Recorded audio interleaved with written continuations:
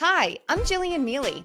After 2 decades in television news, I went back to school, left my career, and started a business from scratch, all in the search of freedom and flexibility with my time and voice. But all of that time in TV taught me a thing or two, to say the least. So if you are looking to gain more confidence, empower yourself, tap into a better mindset, and grow, this podcast is for you. Let's dive in and grow together. Hello, I am Jillian Mealy. Thank you so much for joining me for another episode. I'm so excited about this one because it has impacted my life in more ways than I can begin to express. It has changed my life forever. It is a growth mindset. Throughout this episode, I will give you 5 things you can consider about it to see if maybe it can help you. But to start, when I say growth mindset, for me, it's really the thought that I can look at a situation or problem, and instead of being bogged down by it and looking at it in a negative way, I can look at it and appreciate what it will do for me in the future. I can appreciate that by going through this and whatever this is, I will grow from the experience in some way. Is it for everyone? Maybe not. Is it for every single situation? Maybe not either. Some people might have this mindset naturally, and for others, maybe like me, it's a switch that is flipped one day. I am telling you, I did not always think this way, not even a little bit. I wouldn't say that I was a pessimist. I always consider myself more of a realist. But these days, I definitely lean more optimist. I think as a business owner, you have to. You have to, in a sense, sort of rewire your brain to look at things in a more positive way because truly there's so much that can go wrong. There is so much struggle in being a business owner, let alone a new business owner. In fact, according to the US Bureau of Labor Statistics, about 20% of new businesses fail within the first 2 years. I'm coming up on 2 years and this girl ain't going to fail. Okay, I am going to keep going. I have so many goals and dreams and aspirations. So pretty much that statistic, I'm throwing it out the window right now anyway. But some facts don't lie, okay? That number though jumps to a shocking roughly 50% of businesses that fail during the first 5 years, and it increases beyond that. There is a lot that can go wrong. There are a lot of challenges you face as a new business owner, and it feels like there is more at stake when everything relies on you. But at the same time, I have found the passion in accepting those challenges because through every trial, I recognize how much I have to gain, and it's a lot. I really learned to step into the growth mindset in 2023. And I am not kidding when I say that it has drastically changed my life. If you followed along in my journey of leaving national news in New York City, coming back to Philadelphia, ultimately leaving the news, graduating with my MBA, starting a business, you know that there were a few years in there of deep, deep struggle. And I know that some people roll their eyes at this because on the surface, you see a girl living out her dream, covering news and sports nationally in New York City and in her hometown for the bulk of my career anyway. And I don't want to seem ungrateful because I am not. I put in a lot of work to get to where I got in my career. But just because something seems great and in many ways is great doesn't mean it is right. Any of you feel that statement? It can impact many areas of our lives, from work to relationships and beyond. Oftentimes, we ignore or push the thoughts and feelings aside for as long as we can, but let's be honest, they never really go away. At some point, you have to confront them. And usually, when you do, you step into the discomfort, which, if we accept by being there, leads to growth. It always does. But it can be a tough process. Trust me, I get it. It was so hard to come to terms with how I was feeling, trying to figure out really what it meant and ultimately what I was going to do about it. For those of you, by the way, who are new here, welcome. A bit of my background, I was a journalist for almost 20 years and walked away at the pinnacle of my career because it was no longer feeling right for me. I had this deep internal feeling for years that something was off and that I was supposed to do more.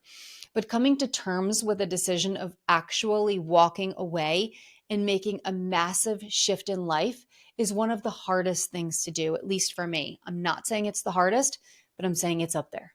Walking away from financial security and everything you've worked towards and know, it's kind of hard to wrap your mind around that. But I felt it and I could no longer ignore it. I had to make a change. If you have gone through this in life, you know the feeling inside. And if you are considering a change and maybe having thoughts and feelings, and perhaps what I'm saying is resonating with you, don't ignore them. I would caution you about being too reactionary, but do not ignore those thoughts and those feelings. Spend time with them. Think about what they mean. Talk to people you trust and come to a decision that is right for you. I had these thoughts and feelings for years before I ripped off the Band-Aid. Now, truthfully, I wish I did it sooner, but I think everything in its due time. There were two thoughts, though, that sort of awakened me, if you will. The idea that I wanted to look back at life and say I was one of the people who bet on myself and took a risk, that I was brave enough and confident enough to do it. That was one. The other was this unattributed quote, and it reads, "Each day you are presented with two choices, evolve or repeat." Let that sink in. That evolve or repeat mindset really impacted me at a time when I needed it. When I read it, it was like a truck hit me. The idea that I get to choose each day how I want to evolve and how much I want to evolve is something I never really thought about. I always sort of went through the motions of life, wake up, make your coffee if you drink it, go to work, come home, work out, fill in the blanks of every other daily chore and activity, go to bed, wake up, and do it all over again. I was repeating. I had repeated for years, like my whole life. Does this resonate with you at all? It's like a time warp. One day you wake up wondering how months or years have flown by, and you feel like you've barely blinked and you've been repeating the whole time. I'm so curious what this idea of evolve or repeat means to you. Please send me your thoughts on social media because I'm not kidding. When I sat with it for a minute, I was like, holy cow, I'm a repeater and I don't want to be. When I was awake to this idea, it changed me so much that it was what I needed to finally have the courage to go out on my own and try to build a business from scratch. With that said, the growth mindset did not kick in right away. It came along after about a year of starting my business, finishing my graduate degree and going through all of the ups and downs and trials and errors that new entrepreneurs experience, the growing pains, if you will. And that right there is exactly what changed my mind. I stopped looking at them as pains when they very much are, by the way. But I started looking at them as challenges that I am choosing to accept. When I started looking at them as challenges that I am accepting, I started becoming aware of how much I am growing in this process of doing something new and difficult. I started to recognize how much more comfortable I was in that uncomfortable zone. And when I recognized that, I started to find this odd joy and excitement in the discomfort, knowing that I was growing. So when thinking about growth mindset and evolving in your life, what does that look like for you? Everyone is different. And what works for me may not be the exact formula that works for you. But I do have 5 things for you to consider. Number 1, as you are faced with new challenges, do you embrace them and look at them with excitement at the possibility of growth? Maybe you do, and if so, kudos to you. If you don't and want to get to the place where you can, how can you take a small step in that direction? If you get another task at work or at home to add to the already long list of tasks that you have to accomplish, maybe you try looking at it from the lens of accomplishment versus dread. When we accomplish something, we feel good, right? I don't know about you, but I like the physical act of crossing things off my list. Whatever it takes for you to shift the mindset, even ever so slightly, is a great place to start. But be sure to acknowledge and celebrate your accomplishments.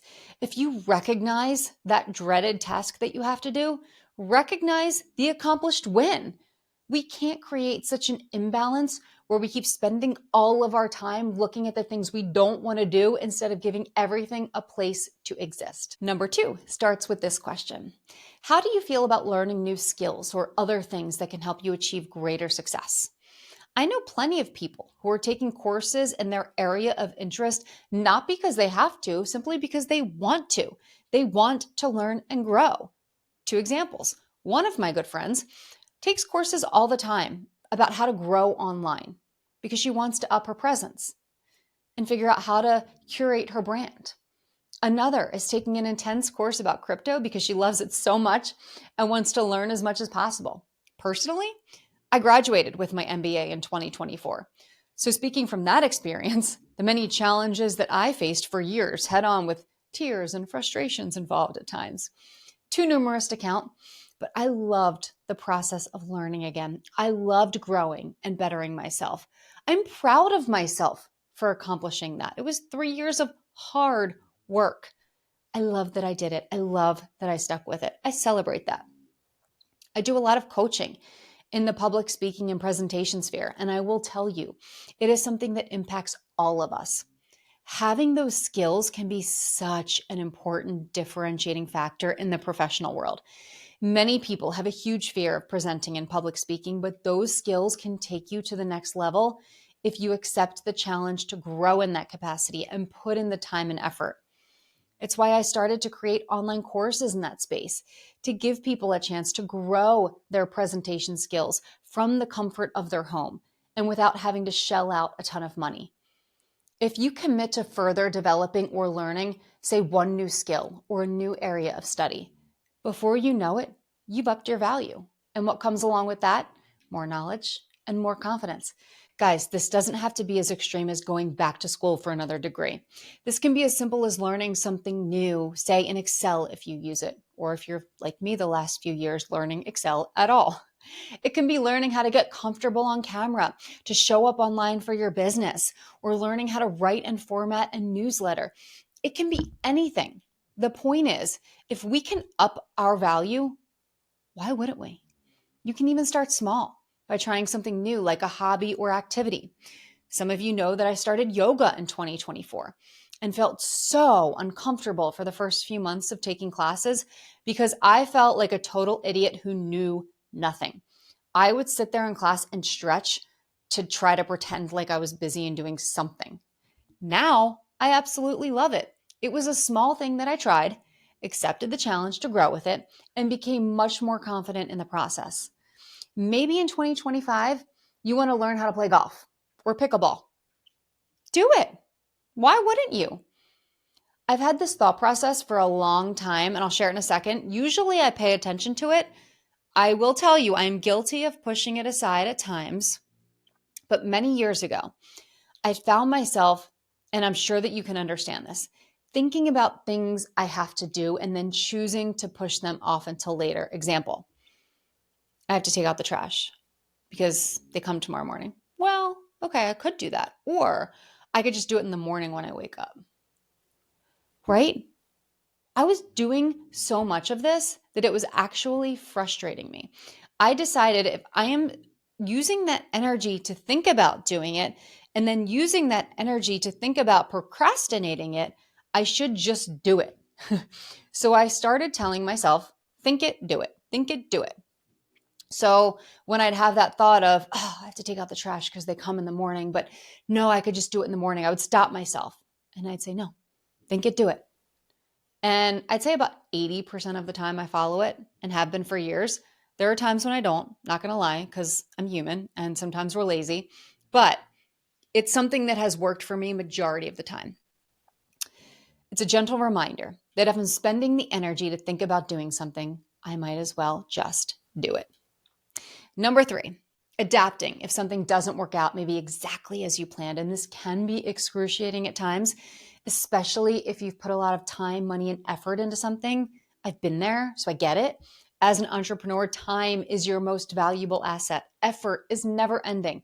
And money can be up or down depending on the day, week, month, or year. I've learned all of these lessons firsthand. So it can be tough to be able to adapt and pivot when maybe your heart or your mind were set on something, But when you can look at the growth and the lessons learned in each attempt, that positivity can eventually outweigh some of the negativity of having to adapt and change course. And by the way, I don't think changing course or rerouting, if you will, is all that bad. I actually think it's good because I think usually when we're rerouted, it's to something that's better or that's for us that we're supposed to be doing versus staying on a course that maybe we weren't supposed to be on. Number 4, seeing the bigger picture, recognizing that there is light at the end of the tunnel, no matter how many small steps you have to take to get there. From my experience in 2024, I took so many small, tiny, itty bitty steps. I tried things, some worked, some didn't. I kept pushing. At the time of taking tiny steps, it can be hard to see that they will add up at some point, but trust me, they will. I see that now. I see how my small steps have created immense growth in certain aspects of my business. For instance, there are certain aspects of social media that I find incredibly challenging. Primarily, I always used it for my job in news and not really for me personally. I would post some personal things, but the bulk of it was for work. So getting comfortable with that change has been a huge challenge for me.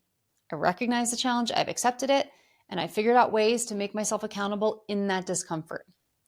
On my Skills Studio Instagram page, my newly formed TikTok, yes, TikTok, and my YouTube page, I started a 30 Days of Tips campaign at the end of the year. Each day for those 30 days, with the exception of a few, I got exhausted by the end of it.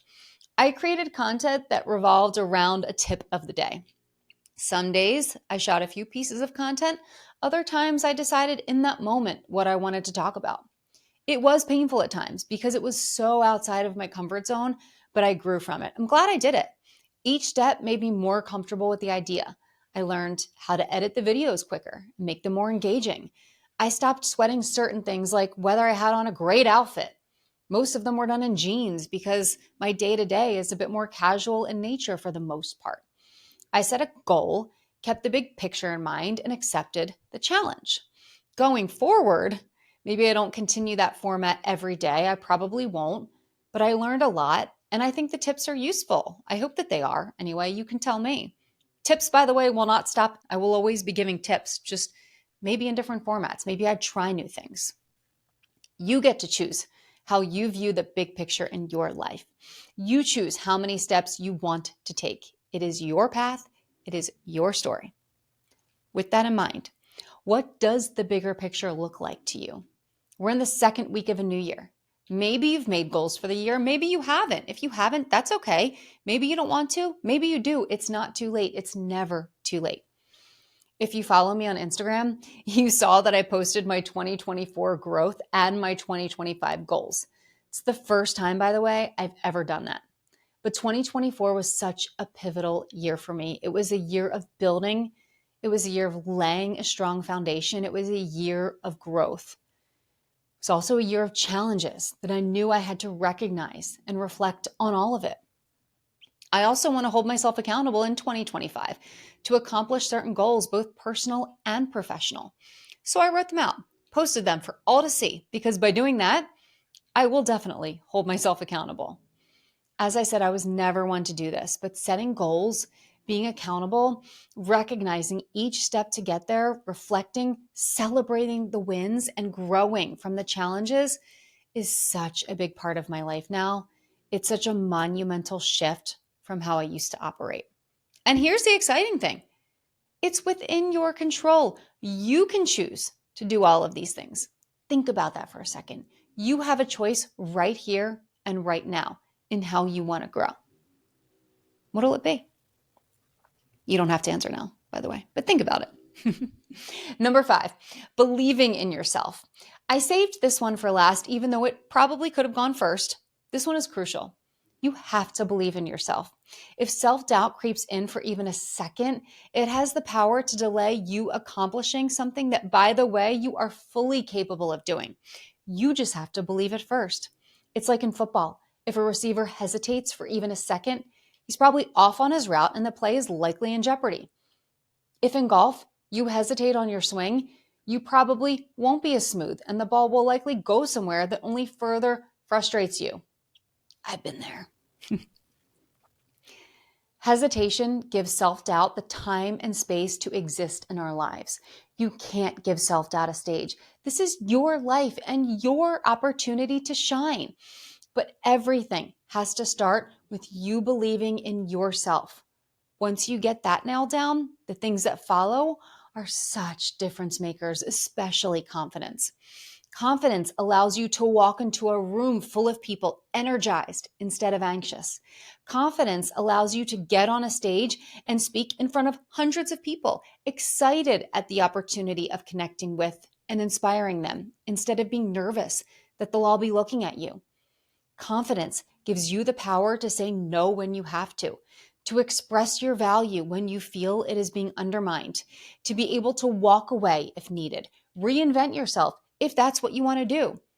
And most importantly, confidence gives you the ability to be totally and completely you without hesitation.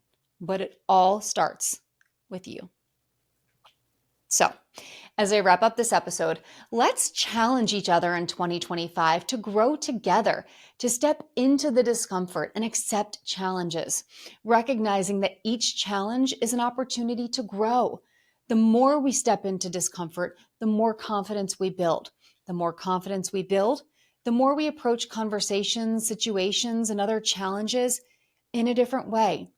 I truly think there is something so exciting about choosing to grow, to take the crap hand, if you will, that you've been dealt, or the crap situation you're in, and turn it into something positive and powerful.